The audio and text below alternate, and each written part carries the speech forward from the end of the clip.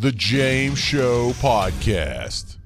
And we're getting a lot of attention this week in the national media, and it's not for good reasons. It's because we have the state reps that have fled to avoid the vote on redistricting. And so now we're not in the news for doing something cool, for winning a Super Bowl or sending a rocket to space or having the best economy or something cool like that. It's very nerdy here. However, some updates in that situation because they still haven't come back.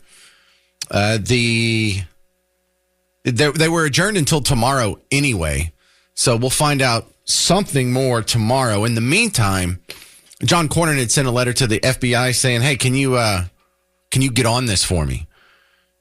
And they responded with something like "yes today." It's all kind of vague. I was reading through the letter, and it doesn't seem like anything official. It's just he put a request in writing. Here's CBS News somewhat covering it. All right, changing gears to the latest on the political standoff in Texas. The state's attorney general is now investigating a political action committee run by Democrat Beto O'Rourke. It's called Powered by People. AG Ken Paxton says it is illegally paying for lawmakers to leave the state to derail a vote on a Republican redistricting plan. What?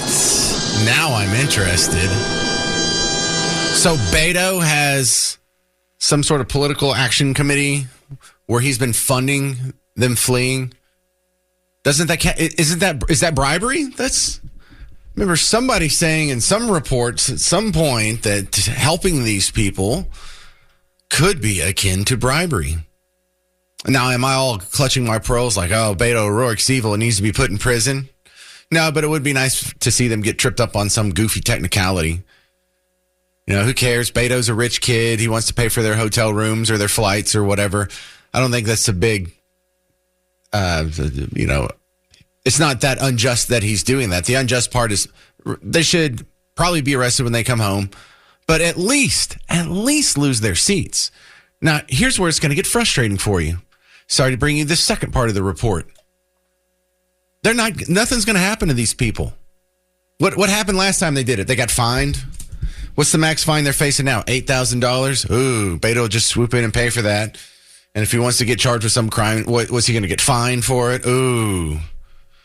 But this is Brian Harrison. He was also on CBS News last night. Yeah, Brian, our neighbor over in Midlothian, making a very sobering point about the lack of accountability for people who flee. Not one Democrat has been stripped of their seniority, their committee assignments, their budgets, their staff. Hell, we haven't even taken away their parking spots yet. So, no, I continue to call on the leadership, the Republican leadership in the state of Texas, to do what the voters of Texas want. In addition to the redistricting, they want more than just bold rhetoric. They want bold action. Well, we do have the rhetoric, though. I mean, at least we have. It'd be worse if we didn't at least have rhetoric, right? But if you want to go read what's in this letter, you know, he says, I'm prepared to do everything. This is Paxton responding to it. Hang on, let me go I accidentally scrolled down. Yes, here it is. Specifically, I am concerned that legislators who solicited or accepted funds to aid in their efforts to avoid their legislative duties may be guilty of bribery or other public corruption offenses. Okay. Now I'm interested, but the follow-up is going to be key here. Is anybody going to be arrested? If they're breaking laws, why not arrest them now? If they're breaking laws and you know where they're at because they're doing press conferences, go throw some handcuffs on them. Or hush.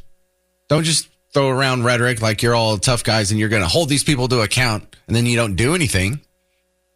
Now you're complicit. You're not like one of the active bad guys. You're one of the passive bad guys. You're still a bad guy. If you mean what you say, go arrest them. Don't write a letter to the FBI. Go arrest them. Get them arrested. At least take away their seat. And as Brian Harrison very wittingly pointed out, at least take away their parking spot. Something.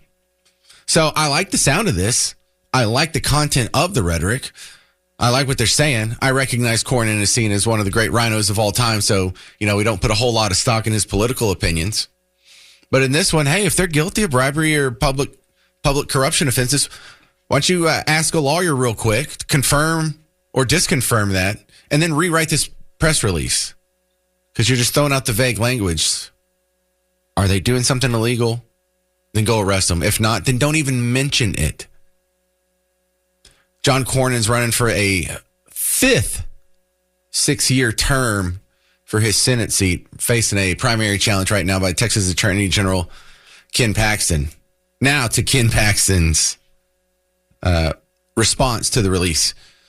He said, I am prepared to do everything in my power to hold them accountable because these liberal lawmakers are not above the law. It's imperative they be swiftly arrested, punished, and face the full force of the law for turning their backs on the people of Texas. That's good. I agree with that. That sounds good. Now go do it. Because I'm skeptical because it's never happened before. I'm skeptical because I've sat in a seat talking into a microphone to all my neighbors here in North Texas when this has happened before.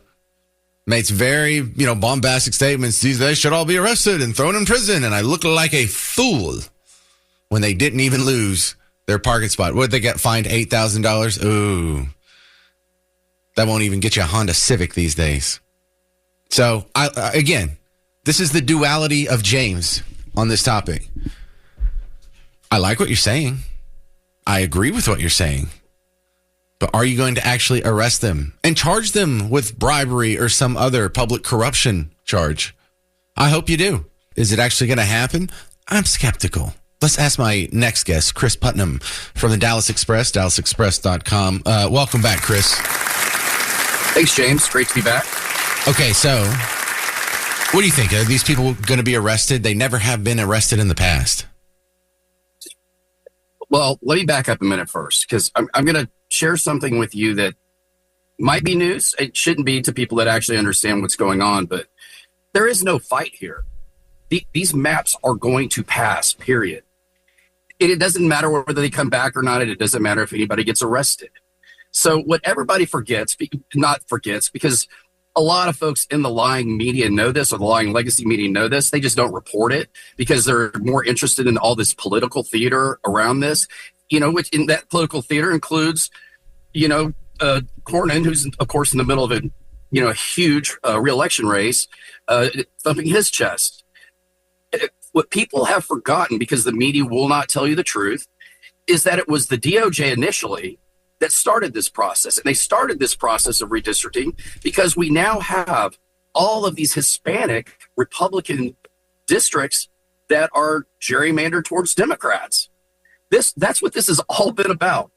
And the DOJ basically went to the state, or a lot of states, not just ours, and said, look, you got to change these boundaries to reflect, this Hispanic Republican, shift in demographic. That's what started the whole process. That's what even predated the Trump tweet. Trump didn't start the process. It was the DOJ.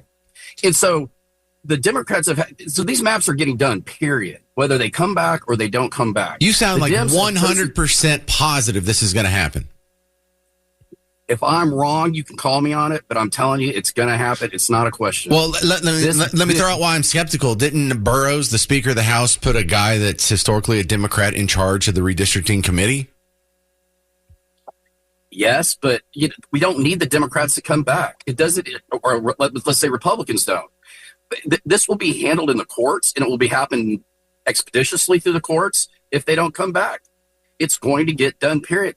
And so the rest of it is the Democrats has just chosen to play the victim and, scream racism, which is like, their number one game, as we all know, even though this entire process started, with the DOJ trying to get more Hispanic, representation in some of these historically Democrat districts.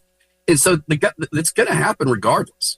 And so the rest of it is just how people have chosen to play it for political purposes. So on one side, you have Republicans starting to arrest people. And, so my subjective answer to that is no, I don't think that ever happens, which was your initial question. I don't think anybody ever gets arrested because it doesn't matter if they come back or not. It's going to happen. Well, John Cornyn, we're talking with Chris Putnam from the Dallas Express. John Cornyn's seen as one of the rhinos. Do we really care what he thinks? I guess that's a question. That's a question for whoever supports, Cornyn or Paxton, not necessarily me, but what I'll say is Senator Cornyn, like everybody else who's in a very competitive race, is going to maximize this moment to mobilize his base. And the Democrats are doing the same thing. They're using this to fundraise off of, which is principally why they're playing this game, and make themselves look like martyrs over a race issue when this started as a race issue. It's just more about Hispanic Republican districts than the things that they're assigning it to. All right. Well, Chris Putnam, is anything going to happen to the representatives that fled the state to avoid the vote? I don't believe so. Isn't that disappointing? If I'm wrong about this, you can call me out and I'll say I was wrong. Whether they come back or not is irrelevant. It gets done, and I don't think anybody gets arrested. That's so disappointing. They should lose their seats. Well, I can't disagree with you. Well, I think that you have a political brain. Explain this to people who don't have a political brain, because to me, this sounds like if the Cowboys started their season and they walked out there on the field to take the first snap and Dak Prescott just walked off the field. It's like, no, I'm not going to take the snap. No, I totally agree with you. Of course, people need to do their jobs. They're being paid by the taxpayers to be at work. I mean, bottom line. But again, what's so dishonest about all of this and the reporting behind it, in some ways, what both parties are doing is the answer is already determined. It's predetermined, and the Democrats can't do anything to change it. And so their political calculus is, we'll at least exploit this opportunity to go mobilize our base and fundraise. I don't know if they come back or not, but I don't believe that if they don't come back, they're getting arrested. Now, whether they should or not is, I guess, a different question, but it doesn't change the outcome.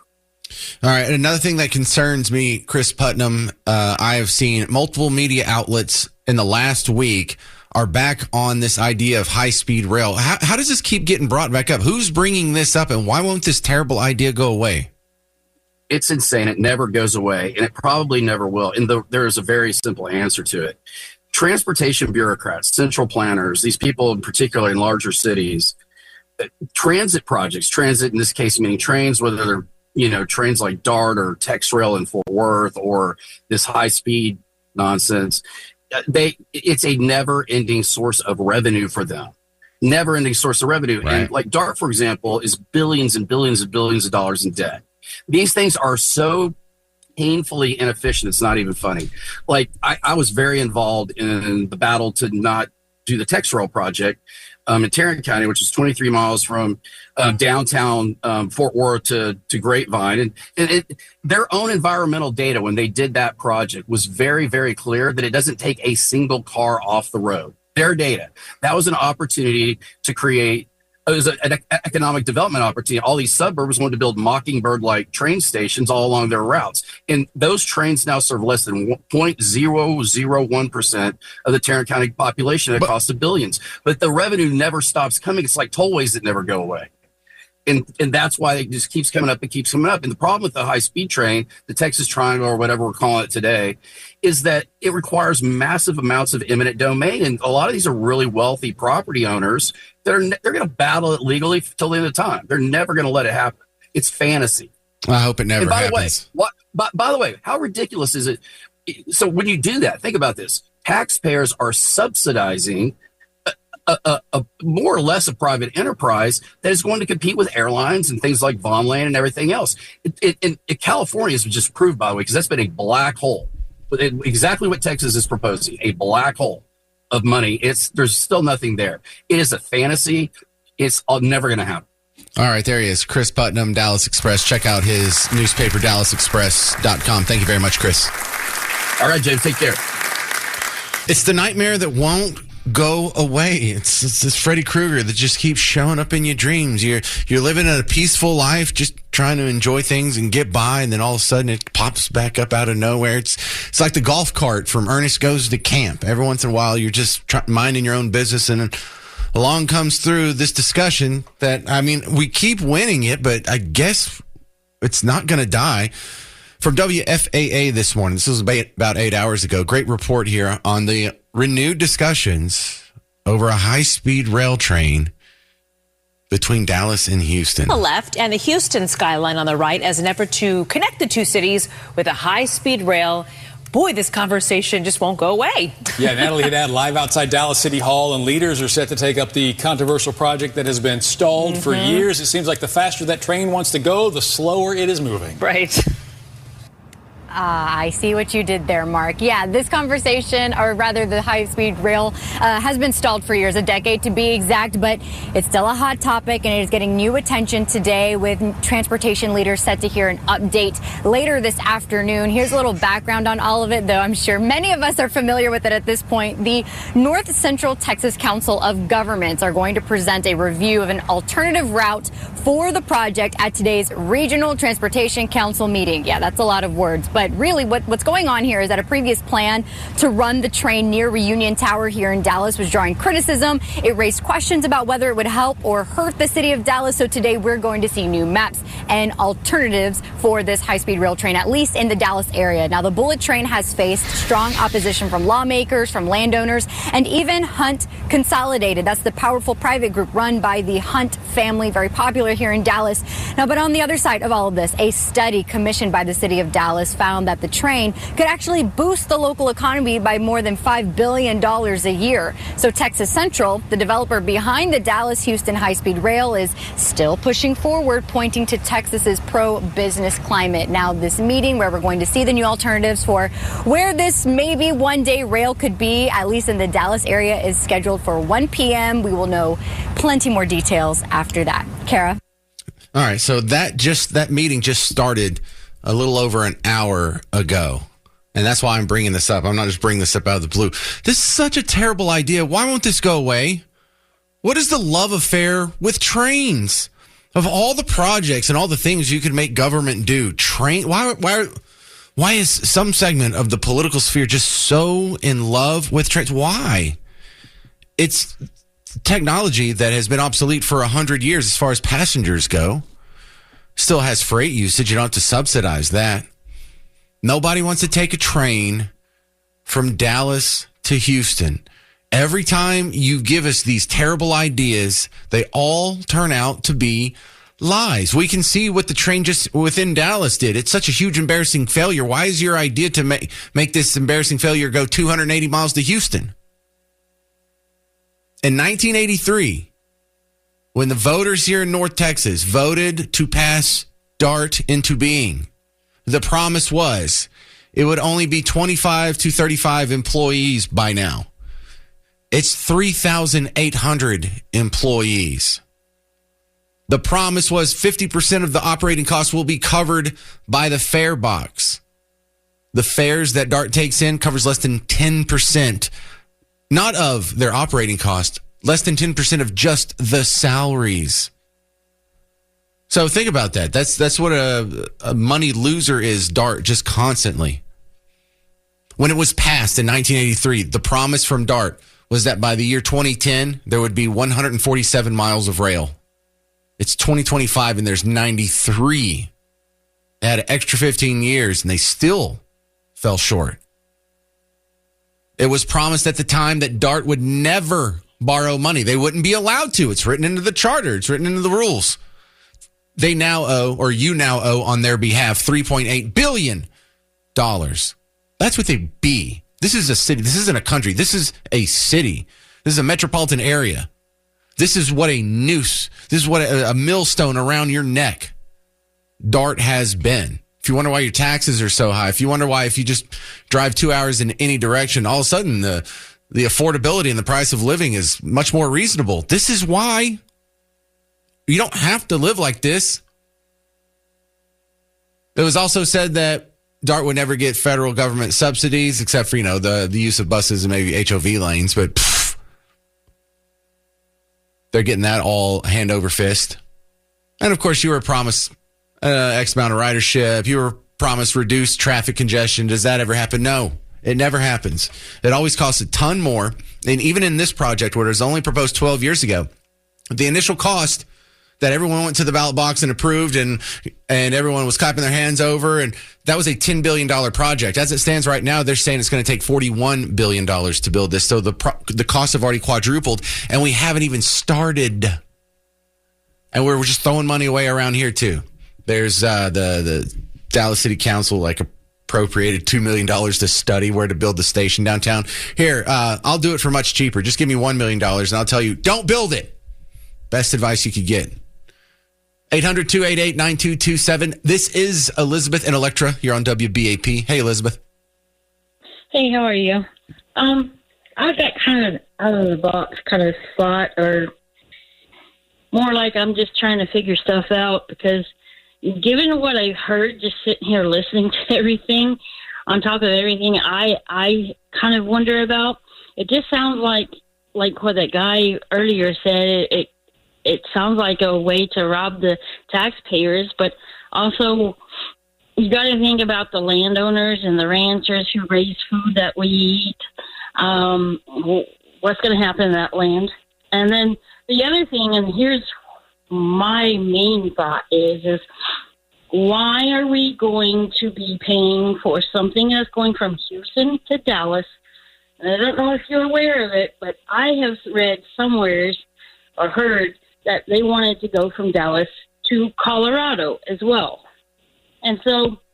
Oh, their fantasies know no bounds. They would like to have high-speed rail everywhere. They want everyone in trains. Well, they want you in trains. The rich snobs that are making these decisions, they're not going to be in the trains. It's just going to be you and the common folk. That would clear up the roads for them, for the people that can still drive. We'll push the common people. We'll put them in tiny houses, and maybe we'll put them on a bicycle or maybe a scooter, or maybe just make them ride a train. But they're not going to do that. Right, but how about Antifa and MS-13? We know, and illegals. We know all three of these cities that we're talking about, somewhere in Colorado, Dallas, and Houston. They're all sanctuary cities for illegals. They've all had feds there to get MS-13 and Antifa and all the other terrorist groups. So what are we going to do? What are we going to be subsidizing if we actually give the go-ahead to this? Well, I'm not saying you're wrong. My list of concerns when it comes to high-speed rail, Antifa and MS-13 aren't in the top 10 or top 20. That's pretty low price. I'm not saying you're wrong. I'm more worried about the $40 billion that they're saying it's going to cost now. I'm more worried about the $300 billion that they're saying they're going to spend in California. I'm more worried about the $3.8 billion in debt that DART's already given us. And that's just connecting Dallas to Plano. The high-speed rail terrible idea from Dallas to Houston has returned. There's a meeting about it with the whatever council of nerds who like to waste taxpayer money. It started right before the James Show did, and they're deciding whether or not that they're going to go ahead with $40 billion worth of spending on a choo-choo train, a passenger train from Dallas to Houston. And one of the follies of most of these train stories, whether it's DART trains here locally or high-speed rail that goes between metropolitan areas, is it always seems to be predicated on you start at the train station and your destination is at the train station.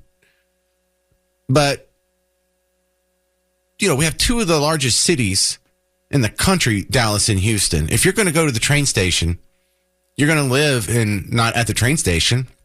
Where are you going to live? Garland? You're going to live in Frisco? Where's the train station going to be? It's going to be downtown. What if you live in Keller? What if you live in Burleson? What if you got to come up from Mansfield? So it's going to be a good 40 minutes to get to the station. If it's a high traffic time, give yourself an hour. So then you got to find parking, pay for parking, arrange for parking. Your car's going to be down in a terrible place downtown, subject to whatever could happen to it. Similar to what happens when you go to the airport, but maybe a little cheaper. And then when you get off the train, are you going to be at your destination? Are you going to be in downtown Houston? Is that where you want to go? Or you want to go to the Woodlands or Pearland or the Heights or the Galleria or over Montrose? So what do you got to do? Rent a car, Uber everywhere, have someone pick you up, meet you there, have a car stashed. So, you got to add another 90 minutes or so, or 30 to 60 minutes or so for dealing with that on the other side. And then there's also the big pain in the butt. It assumes you have no real luggage. You don't have briefcases to carry around or shopping bags to bring with you in either direction. It also assumes that you want to sit there and listen to strangers chat and smell their breath and listen to their TikTok videos because they're not wearing earbuds. It's a trip, man. I rode the train a few times, and granted, this was 25 years ago, but I did have a regular job downtown where we would stop at the Mockingbird station just to take the train downtown. And I get it, but financially speaking, boy, that was really expensive for the taxpayer, so I could have the moderate convenience. I mean, we had a car. How else do you get to the train station without a car? But the fallacy I'm talking about is called the last mile fallacy, and it's where all the benefits of high-speed rail and so many of these public transportation projects just fall apart. That last mile. How do you get me to where I'm going? What if I was going to a theater that's 4 miles away? That's not a big deal if you're in a car. That's insurmountable if you're on foot. 800-288-9227. This is Katie in Dallas. You're on WBAP. Hey there. You're talking about how much it's costing Dallas, but you haven't mentioned the depreciation of home values that are actually near these train or these railroad tracks too. I happen to live next to the silver dart that they're putting up, and it's basically I stare at a wall and then hear a train roll through Monday through Friday from about 9 a.m. to 5 p.m. where they're testing it all day long, blaring their horn just constantly. It is aggravating, and knowing that, you know, the property value has now depreciated by at least 15% is crazy. Oh, that's terrible for you. Now, yeah, they haven't actually started running passengers on there, have they? Or did No, they've been testing it. So it's Monday through Friday. It's not going right now. I actually came outside to see if you could hear one. That'd be great. Monday through Friday. It starts around 8 a.m. and it goes until about 3. But you'll hear them, and then they'll start. You know, they actually battle for some reason to see who can blare their horn the loudest. It's terrible.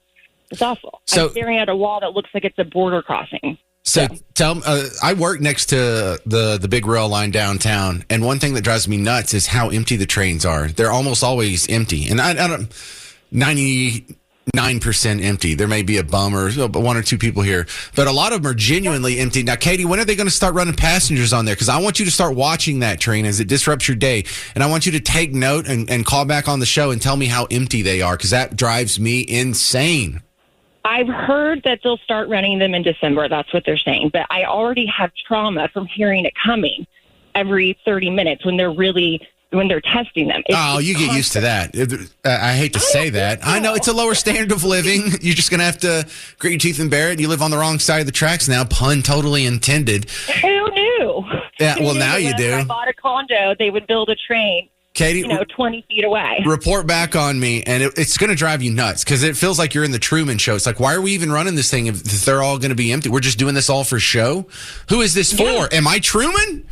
Katie, are you Truman? It's crazy. Yeah. It's crazy. It's just awful. All right. Report back to me, Katie. Good report. Now, coming up next on The James Show, did you know The Simpsons predicted this? The amazing television show that has made so many predictions, including Trump being president. And I think the daughter, Ivana, is going to be president in 2028 or something like that. Wasn't there a prediction there? But they predicted the hype over this high-speed rail in an episode that was written by Conan O'Brien. Yeah, that Conan O'Brien. This was in 1993, before you knew him as the Conan O'Brien he is now. He wrote an episode of The Simpsons called The Monorail.